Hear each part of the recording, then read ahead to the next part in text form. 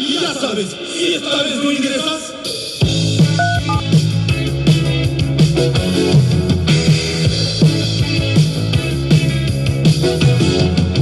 Estar en la universidad es una cosa de locos. Estar en la universidad es una fiesta de monos. 12 años en la medicina, terminar limpiando una oficina. Estar en la universidad. Bueno, todo el mundo sabe hoy que el desarrollo de un país está garantizado cuando produce valor agregado con ciencia, tecnología e innovación. Todos sabemos que no podemos contentarnos con la situación de ser un país que exporta materias primas tal como hubiera podido hacerse en otras épocas, y sin embargo hay pocas políticas eficaces y poco cultivo de las ciencias y de la tecnología en nuestro país. Hay universidades, hay instituciones, algunas de ellas antiguas, la UNI del siglo XIX, el Instituto Politécnico José Pardo de principios del siglo XX, y tenemos científicos que han hecho grandes carreras en el extranjero, grandes estudios que han dado muestras de sus competencias profesionales, de su creatividad. Y sin embargo, luego vienen al Perú y encuentran dificultades que les impiden dar los mismos frutos que hubieran podido dar allá. Uno de esos ejemplos emblemáticos es sin duda el del doctor Modesto Montoya, a quien doy la bienvenida en RPP. Usted es un físico nuclear reconocido, tiene los máximos grados académicos en Francia, doctorado tercer ciclo, doctorado de Estado, tiene una práctica profesional en Francia, pese a que su formación había comenzado en Lima justamente en ese, curso, en esa carrera clásica, Politécnico José Pardo, Universidad Nacional de Ingeniería. Cuando vuelve usted, ¿lo hace con qué motivación? ¿Cuál es la causa por la que usted regresa al Perú? Y luego le preguntaré qué cosa es lo que soñaba usted con poder contar en el Perú. ¿Por qué regresó? En realidad, no quería irme del Perú cuando terminé mi carrera, pero porque la universidad había firmado un convenio con Francia, fui para allá, y obviamente no es que haya regresado por alguna razón, sino que me fui pensando que debía regresar lo antes posible. ¿Pero cuánto tiempo en total vivió usted en Francia? Pero esta cosa interesante es que tan apurado estaba de regresar que la tesis de doctorado de tercer ciclo la hice en un año. Pero cuando la terminé, me hicieron la propuesta de hacer un doctorado de Estado, todo pagado. Eso ya me tocó la vanidad, dije, no puedo regresar a mi país sin ese doctorado. Entonces al final estuve unos 6 años allá y regresé al Perú, así, después de ese tiempo. De acuerdo. Y la motivación es la que usted tuvo siempre, entonces, claro. Nunca vivir fuera, no dejarse tentar por las posibilidades científicas, profesionales de otro país, no está bien acá. Es más, te voy a decir una cosa, cuando hice mi doctorado, hice el doctorado de física de partículas y física nuclear. Al escoger mi tesis podía haber escogido ir al CERN, porque me dieron un sueldo ya para ir donde yo quisiera, no había que escoger, no tenía que postular, tenía el sueldo y ve donde tú quieras. Escogí no el CERN, porque el que iba al CERN es para quedarse toda la vida, escogí hacer en un reactor nuclear porque sabía que en el Perú estaba haciéndose ese reactor nuclear. Claro, y sabemos que Francia es entre los países europeos el que mayor desarrollo nuclear tiene, aquel en el cual creo que 85% de su corriente eléctrica doméstica es producido por reactores nucleares, y algunos de ellos sumamente modernos, ¿no? De nuevas generaciones. Sí. Francia colabora además con los países europeos por el superreactor en Suiza, y hay en consecuencia toda una base científica, ¿no? Que también se ha naturalmente aplicado en el superacelerador, el CERN, ¿no? Sí. Capaz de producir la partícula de Dios, dicen algunos, ¿no? Ya lo produjeron. Sí. Ya llegamos entonces a unos campos un poco complicados, pero lo que queremos comprender en este programa, más que el fondo mismo de los estudios de la física más moderna, es ¿qué pasa con nuestro país? ¿Qué pasa con los científicos cuando ellos vuelven acá y piensan que pueden vivir naturalmente con una remuneración correcta, aunque sea menor que la que uno obtiene en los países desarrollados, pero sobre todo con un financiamiento para el laboratorio, para el material y para el personal? ¿Con qué realidad se choca usted cuando vuelve? Me hace reír esto porque apenas regresé me enteré que la uni me habían vetado por meter mucho tiempo en el extranjero, o sea que no podía regresar a la uni. Y bueno, fui a buscar trabajo al IPEN, IPEN, recuerden Instituto usted. Peruano de Energía Nuclear, Claro. y hay una anécdota muy simpática. El general Barreda, un militar, me vio con mi sandalia, mi pelo largo, que hasta ahora la tengo, y se pregunta, ¿qué puede hacer qué sabe hacer este joven? Me miró así despectivamente. Le digo, bueno, he hecho 2 tesis en fisión nuclear y es el principio, lo hice a propósito, es el principio sobre el cual se basa la construcción de la bomba atómica. El militar se puso inmediatamente serio y dijo, desde mañana trabaja. No, le digo, todavía no renuncio a Francia, era noviembre, octubre. ¿Me puede usted esperar para abril? ¿Cómo no? Y me fui y regresé a trabajar al IPEN, y ahí viene el problema adicional de que una vez dentro los civiles estaban muy descontentos porque los militares se repartían la plata de la cooperación técnica de la forma como ellos lo saben hacer muy bien. Verdaderamente. Y ¿Qué los año es civiles, esto? ¿Qué año es esto? estamos hablando del 81, 82, 83, y los civiles ganaban $200. Entonces los civiles pues obviamente protestaron, y como era el que tenía el mayor nivel, me pidieron pues apoyo para esta causa. Me envolví en este tema y salí despedido del IPEN. Entonces Esa es la manera regresó al como Perú el IPEN, con las puertas de su alma mater un poco cerradas, seguramente por algunos celos de algunos ahí, y luego en el IPEN también con las puertas cerradas, porque fue un espíritu rebelde y porque fue el portavoz de los reclamos de sus colegas. que menos mal, obviamente, que en el extranjero me conocían, no tuve ningún problema en ir a donde yo quería, donde yo quería ir, ¿no? Quería trabajar con la gente de Alemania que estaba produciendo los nuevos elementos. Tuve el gran honor de trabajar con el equipo que descubrió el elemento más pesado que hasta ahora existe, que es el Darmstadt, justamente el nombre de la ciudad donde estuve. Después estuve en el CNRS, el CNRS de Francia, que es el más grande centro del mundo. Sí. Ahí invitado, todo bien, y después escogí ir al Instituto Carnegie Mellon de Estados Unidos, que es un gran instituto, y allí es donde fue nombrado como presidente del IPEN mi profesor, el profesor Víctor Latorre. Y claro, como yo siempre quería estar en el Perú, volví inmediatamente porque ¿Qué se abrió. año fue ese? 88. Segundo retorno. 88. Había mejorado un poco la situación institucional. Sobre todo porque era un caos el IPEN, y el presidente Alan García quería inaugurar el centro nuclear y no podía porque sus partidarios estaban haciendo problemas. Entonces contrataron a él como presidente del IPEN. Logramos inaugurar ese año que regresamos, regresé el 88 en diciembre, el centro nuclear. Vino Alfonsín, presidente de Argentina, y bueno, y desde ahí me quedé pues. Y se quedó ahí hasta ser presidente de ese mismo instituto, porque usted ejerció la presidencia durante varios años, ¿no? 5 años en la época de Toledo. Ya, cuéntenos usted, ¿qué tareas tiene ese Instituto Peruano de Energía Nuclear? ¿Cuáles son los objetivos que busca cumplir? Principalmente aplicar la tecnología de las radiaciones para beneficio de los peruanos. Por ejemplo, diagnóstico de enfermedades con sustancias radioactivas en el cuerpo que no necesitan entonces de operación. Uno puede ver qué enfermedad tiene y el tratamiento del cáncer, igualmente con radiación.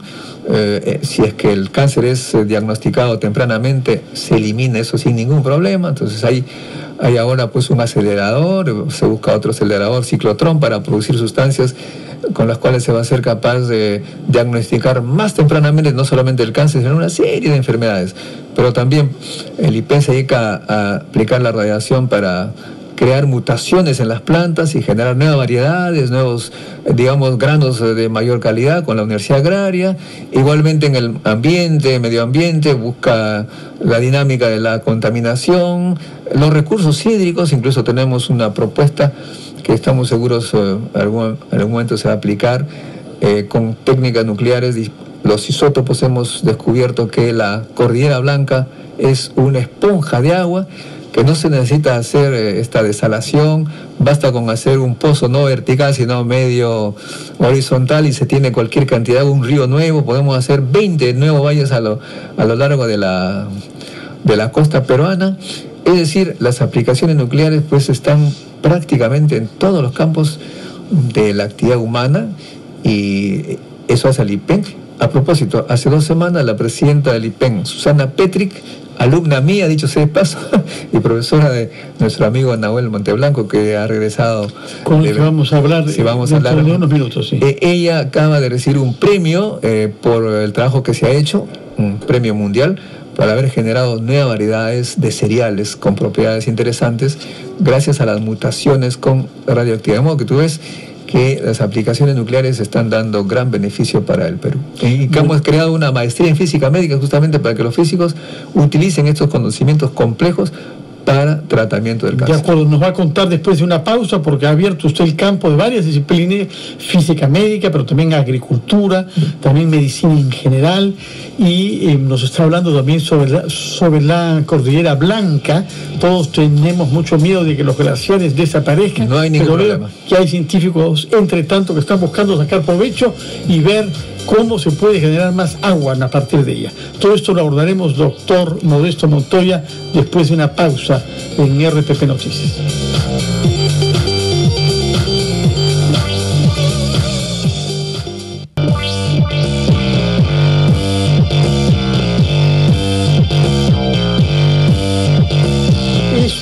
Esto es RPP Noticias, es un programa en especial dedicado a la diáspora científica, es decir, a toda esta población de peruanos, jóvenes o seniors, que han estudiado en el extranjero, que tienen títulos, que tienen competencias y que se ven obligados a quedarse allá por falta de posibilidades de hallar un trabajo comparable aquí, o sea que vuelven para dar una lucha difícil con las dificultades que podemos imaginar y que son las que nos ha venido contando hasta el momento el doctor Modesto Montoya.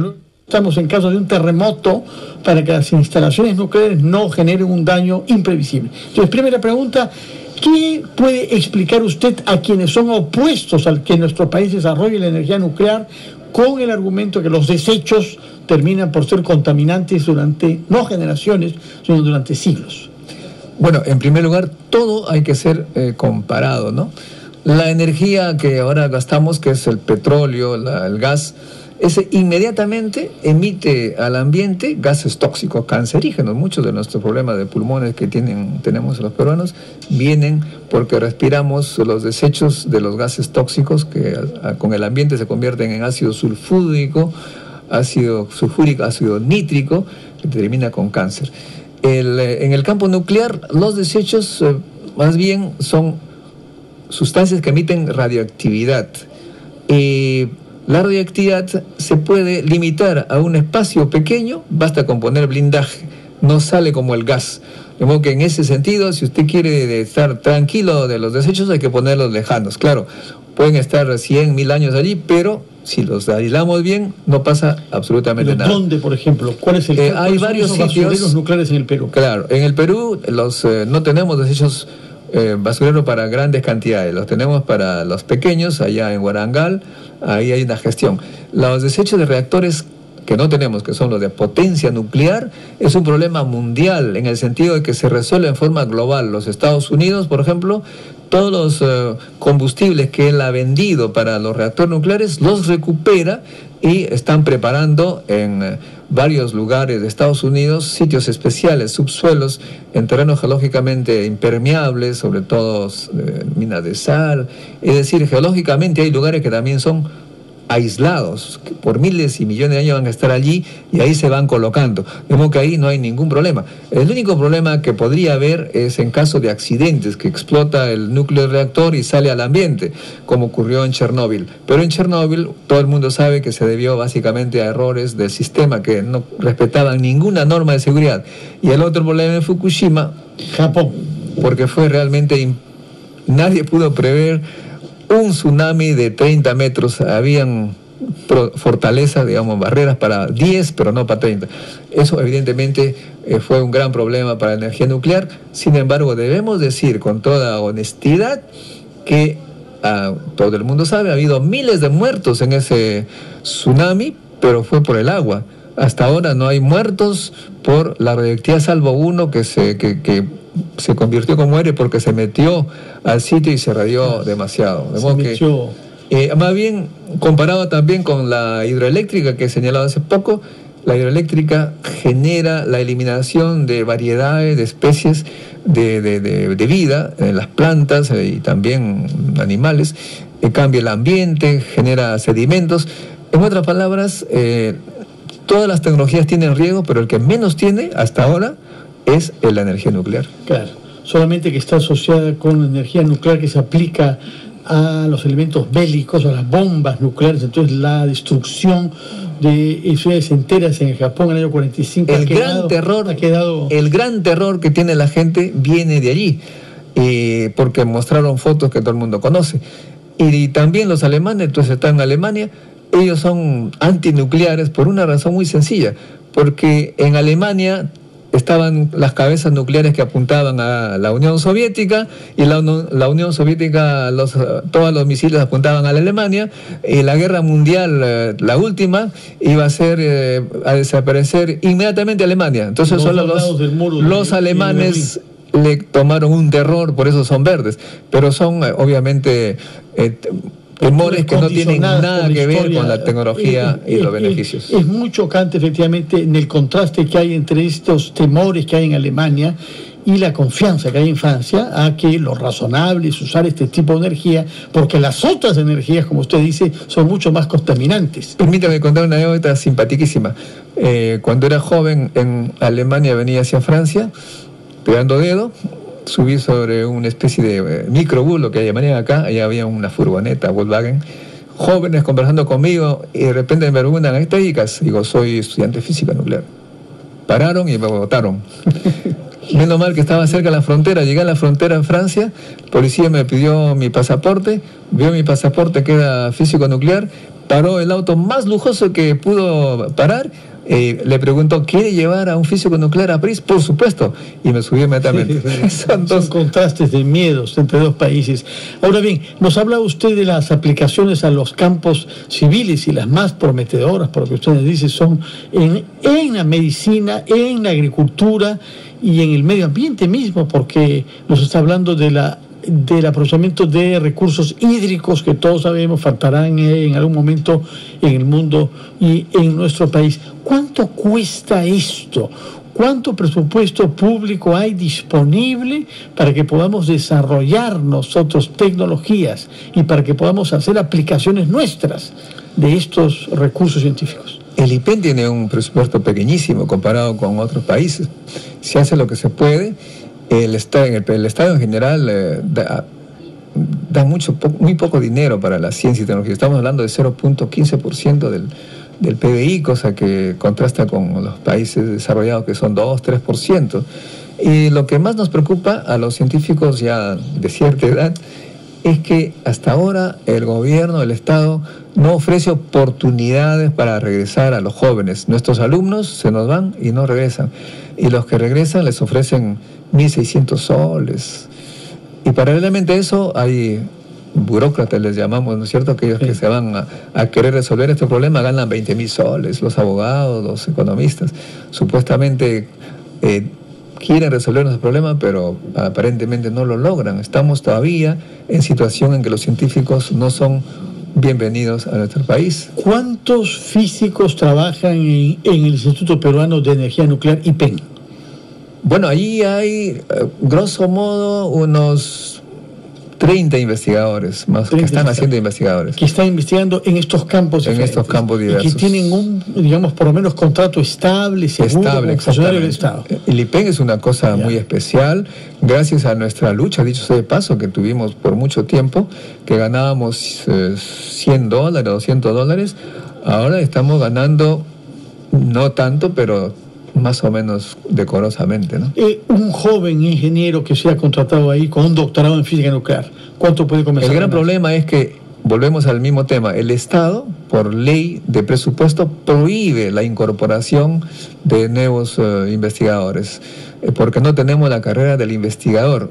Alan García lo primero que hizo es crear la carrera del penitenciario, o sea que entraron 500 personas a las cárceles, a trabajar en las cárceles, por haber carrera. Nosotros, como no se nos acuerda una carrera, no podemos incorporar nueva gente. O sea que esa pregunta cuánto entraría, cuánto ganaría, no pueden entrar por ahora. A todos los institutos, a ningún instituto pueden entrar. Pero ¿hace cuántos años que no se contrata a nadie? Que no se aumenta el número de científicos. Sí. Desde los años 70 el IGP sigue con el mismo número. El IPEN desde los años 90 más bien ha reducido el número. En la época de Fujimori que bajaron. Entonces, pero no permiten aumentar el número de científicos por ley del presupuesto. Dice prohibido incorporar nueva gente salvo que tengan ley de carrera, como es el caso de los policías, militares, jueces, diplomáticos, penitenciarios ahora, pero no científicos. Esa es nuestra gran batalla de este momento, porque nosotros necesitamos dejar nuestros conocimientos a los jóvenes. ¿Y qué pasa fuera del Estado con las universidades privadas?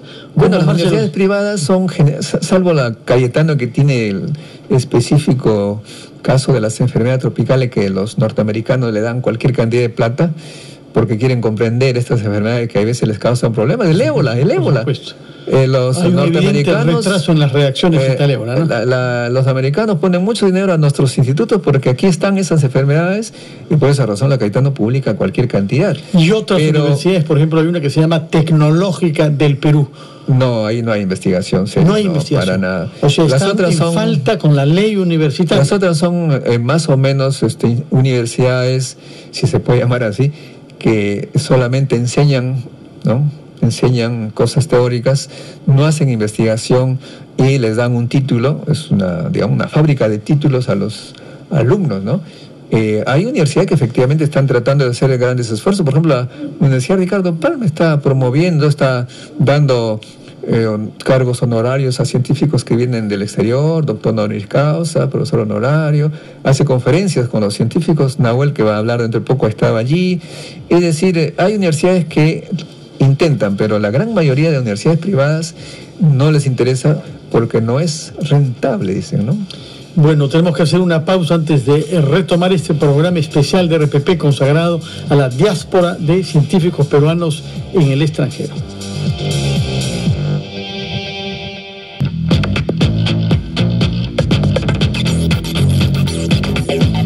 Estamos en RPP Noticias tratando de comprender qué pasa con la diáspora científica peruana, es decir, con nuestros compatriotas que han obtenido títulos, que han obtenido logros importantes en ciencias en el extranjero y que no pueden regresar a ejercer ese conocimiento en nuestro país. La diáspora científica peruana, hemos hablado por eso con el doctor Modesto Montoya, doctorado de Estado en Francia, físico nuclear reconocido internacionalmente, que ha hecho un camino a través de las instituciones del Estado peruano, que conoce muy bien lo que eso significa para alguien que quiera hacer ciencia. Ahora conversaremos con un joven científico, el doctor Nahuel Monteblanco.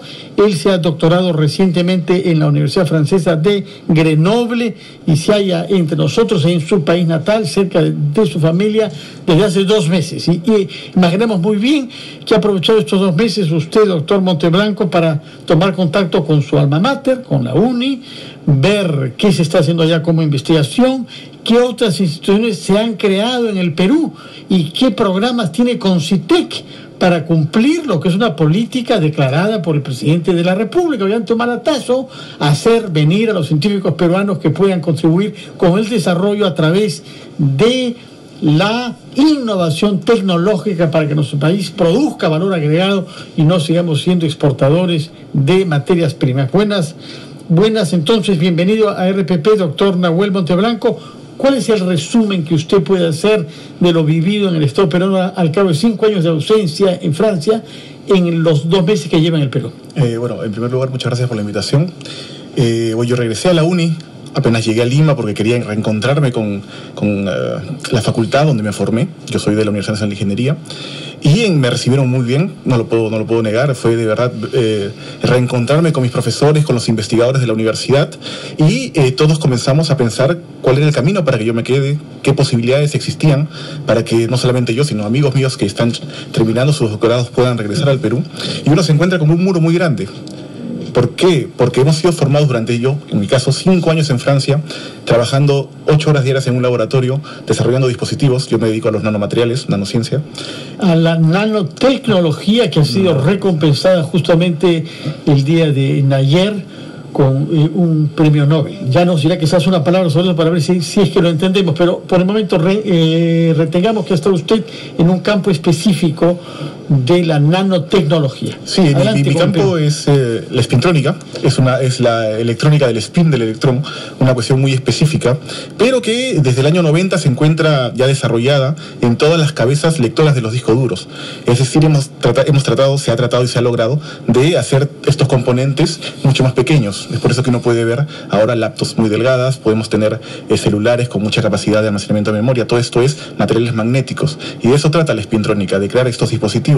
En mi caso, la tesis fue un nuevo nano-oscilador, el cual de acá a unos 15 años tal vez, si siguen las investigaciones, puede ser ya puesto para el consumo masivo. ¿Y para qué se aplicaría ese nano-oscilador en 15 años? Es muy práctico, porque podemos cambiar la frecuencia del envío de datos aplicando la corriente eléctrica, muy pequeñas cantidades de corriente eléctrica, y esto no existe actualmente se usa voltaje, pero aplicando corriente sería una cuestión muy fina, tendríamos una amplio rango de frecuencias, ocuparíamos muy poco espacio dentro de un chip y podríamos hacer los dispositivos mucho más pequeños. De acuerdo. Bueno, usted ha estado 8 horas diarias en un laboratorio dedicado a esta especialidad y llega acá. ¿Acá existen cátedras sobre su especialidad espintrónica? No existen, pero uno podría comenzar a formar personas, estudiantes. Uno podría ser de alguna manera un formador de una nueva línea de investigación, en este caso en mi universidad o en alguna otra. Pero como le digo, uno encuentra todavía un muro muy grande. Existen, y lo vemos los científicos desde el extranjero, que han habido intentos de mejorar las cosas.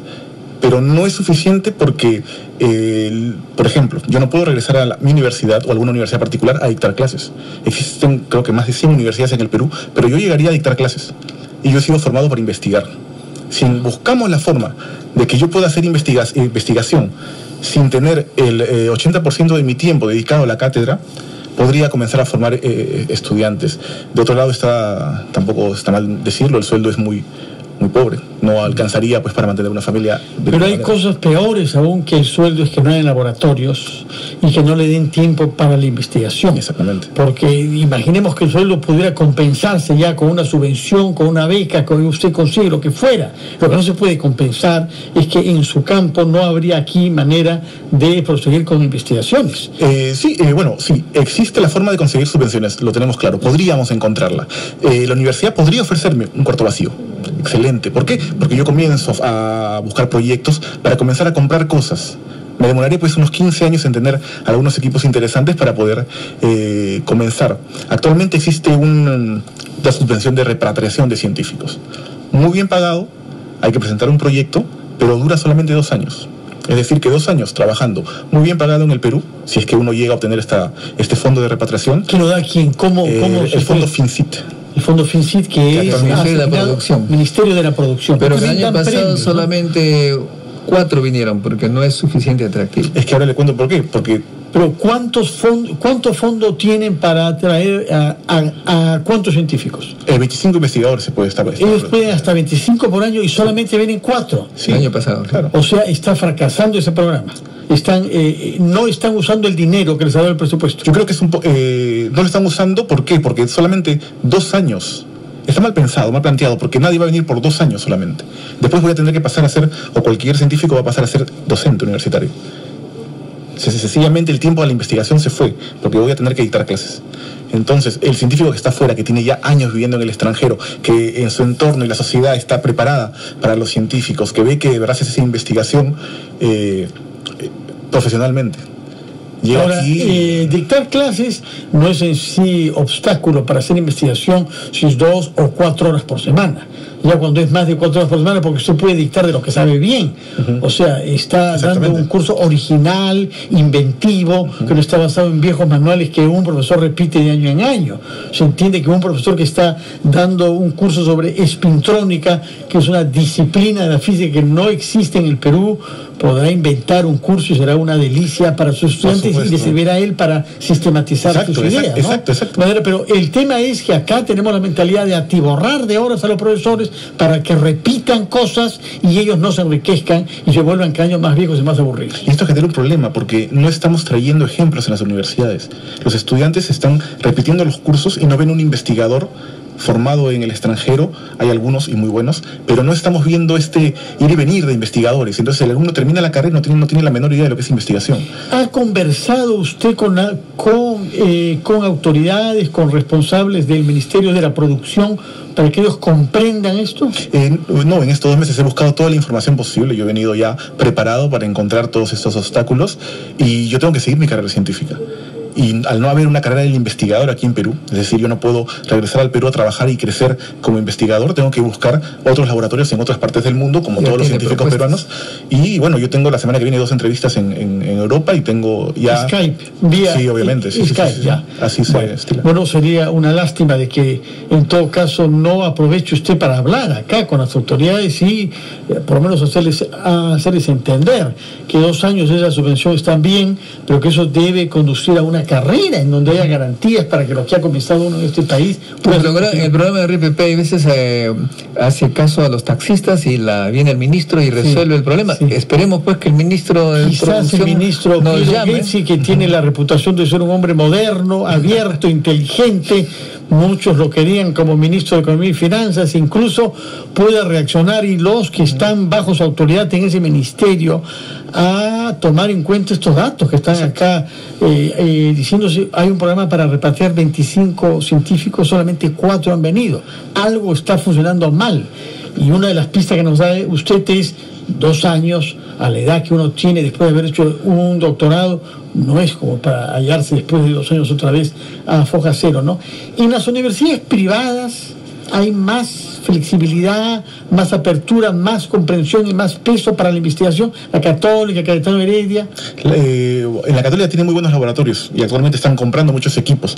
Yo no he tenido la oportunidad todavía de ir a conversar allá. Hay un vicerrectorado de investigación, con gente competente que usted debe conocer. Martí Corena, me parece que...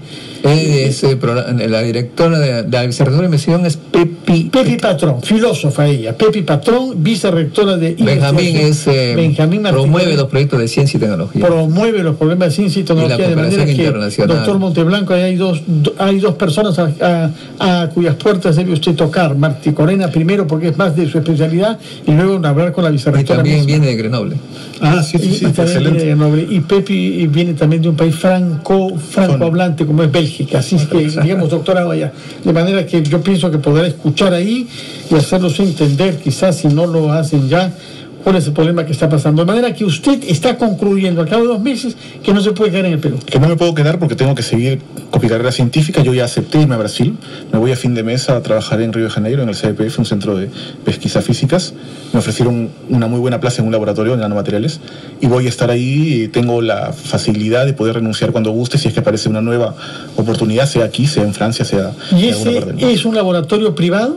No, todos los laboratorios a los cuales yo he podido trabajar son del Estado. Son públicos. Sí. También de Brasil. Sí. Hacen investigación en nanotecnología, es decir, con proyectos que van a ser aplicables a mediano plazo, 15 años, nos dice usted. Sí, por lo menos. O sea, ahí sí hay una visión de la ciencia que no va a ser productiva para fin de año. Por supuesto, es que en estos países la ciencia es un buen negocio, es síntoma de desarrollo, no solamente crecer, sino desarrollar al país y a la sociedad. Entonces invierten mucho en ciencia. Francia patenta muchísimo cada año y Brasil quiere estar al nivel. Entonces Brasil empieza a avanzar. A mí me están convocando para trabajar exactamente lo mismo que hacía en Francia. Quizá usted, puesto que estará en un país vecino, en un país con el cual hay cada vez más relaciones, promoverá relaciones científicas con las instituciones públicas peruanas. Yo hace 2 años comencé una red de científicos como el doctor Montoya. Para esto yo lo conozco al doctor Montoya desde hace 12 años. De la UNI, pues la misma alma mater, ¿no? No, desde niño. Cuando yo tenía 12 años empecé en su semillero científico, pero algo acá muy importante, el cariño al Perú. Yo vengo de una universidad nacional Y el cariño que yo tengo por la facultad y por estas futuras generaciones es muy grande. Yo no entiendo por qué, pero colaborar... No, yo sí entiendo por qué. Alma mater quiere decir la madre que te ha nutrido, ¿no? De latín. Sí, alma es la leche, es la nutrición, y mater es la madre. De manera que quien te ha nutrido, tú quieres recompensarle algo.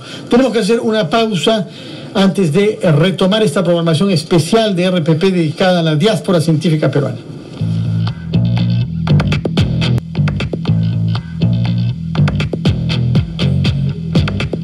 Esto es RPP Noticias, un programa especial consagrado a la diáspora científica peruana, es decir, al caso de numerosos científicos y doctores en varias disciplinas peruanos que se hallan en países desarrollados y que quieren regresar a nuestro país y que no pueden hacerlo porque no hayan las condiciones institucionales, tecnológicas y naturalmente financieras.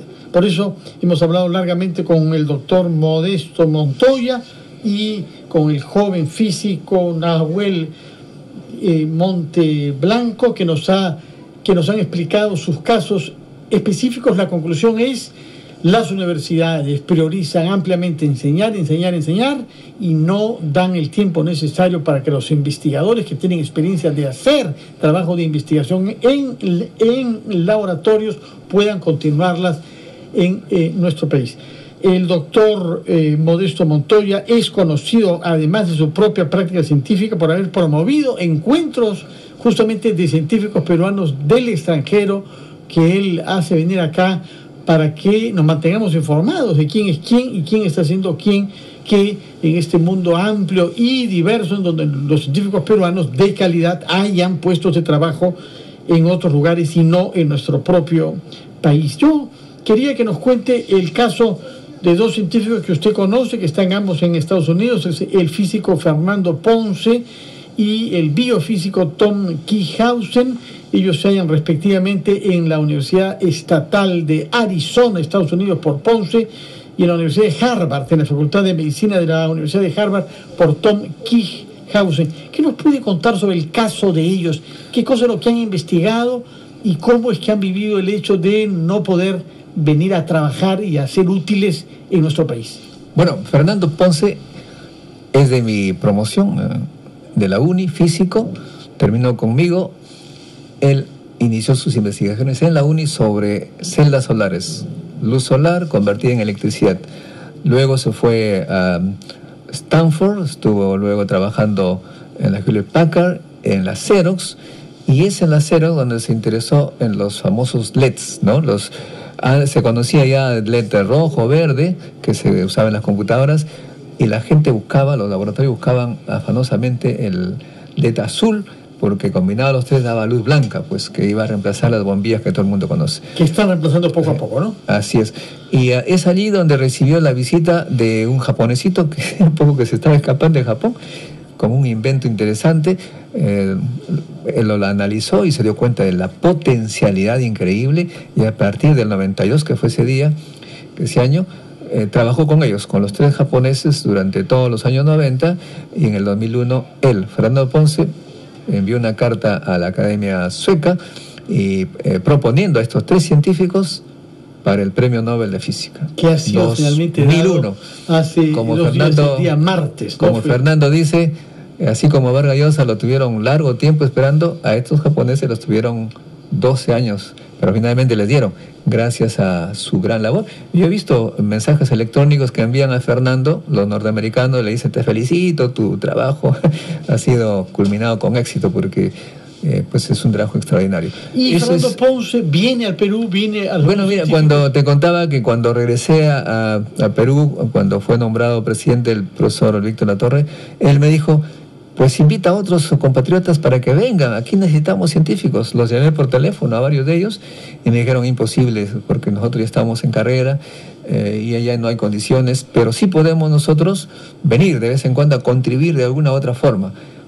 Idea algo, pero ahí estamos. Y así nació el Encuentro Científico Internacional, y ellos vienen 2 veces al año a dictar conferencias, a llevarse becados, a mandar equipo.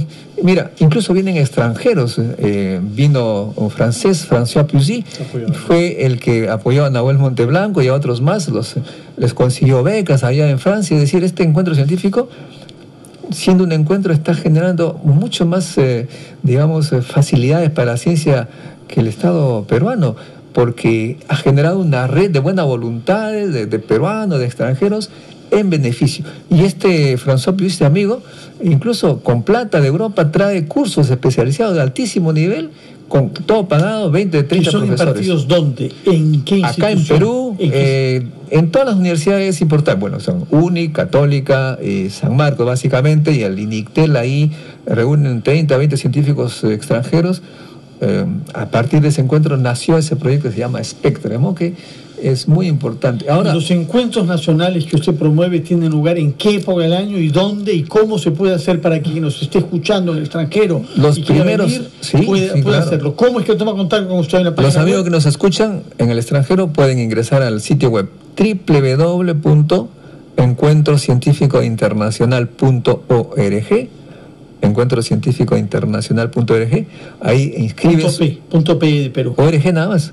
ORG nada más.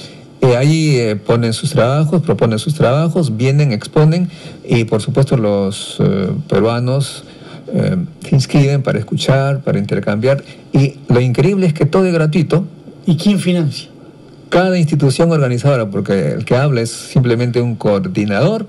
Está la UNI, está Cayetano, está IPEN, está Instituto de Salud, la Universidad Ricardo Palma. Católica, todos participan. Cada uno pone lo suyo. Yo no veo ni un sol, nadie ve un sol. Cada uno pone, digamos, en ¿Y especie. dónde es que se realizan estas reuniones, las sesiones? ¿Dónde tienen lugar? Prácticamente en todos los lugares, porque a veces se dividen en 7 especialidades, cada uno en su especialidad. Hay las plenarias que se llaman, que son generalmente los teatros más amplios, como la UNI, que tiene el Teatro La Uni. Y a partir del año pasado, increíblemente, el Ejército, las Fuerzas Armadas, Defensa Nacional, la Secretaría de Defensa Nacional, se ha comprado el pleito y nos ha proporcionado este tremendo auditorio que hay pues en el Pentagonito. De modo donde que va a tener lugar, por lo demás, la conferencia de las partes a fin de año dedicada al tema del medio ambiente. Exactamente. Se espera varios miles de científicos, en este caso extranjeros sobre todo. La Secretaría Nacional de Defensa ha comprado el pleito, incluso está queriendo convocar una reunión a todos, a la prensa, para que muestre que las Fuerzas Armadas toman en serio y que la defensa nacional no solamente defender suelo, sino también los cerebros que se nos van. La mayor riqueza que tiene un país son sus cerebros. Y así como se defiende el terreno con las armas, en este caso no es necesario, hay que defenderla con incentivos, con buena política. Eso Defensa lo ha comprendido y entonces estamos en este encuentro científico internacional. Nos ha hablado usted sobre Fernando Ponce y su contribución con los científicos japoneses que han ganado el premio Nobel por el descubrimiento de las bombillas, de los focos de luz LED. ¿Qué nos puede decir sobre Tom Kirchhausen? Bueno, Tom es un biofísico, un biólogo que egresó de la Universidad Cayetano Heredia, fue al IBICA, este Instituto Venezolano de Investigación Científica, pues, que tiene muchos años ya, y después pasó a la Universidad de Harvard.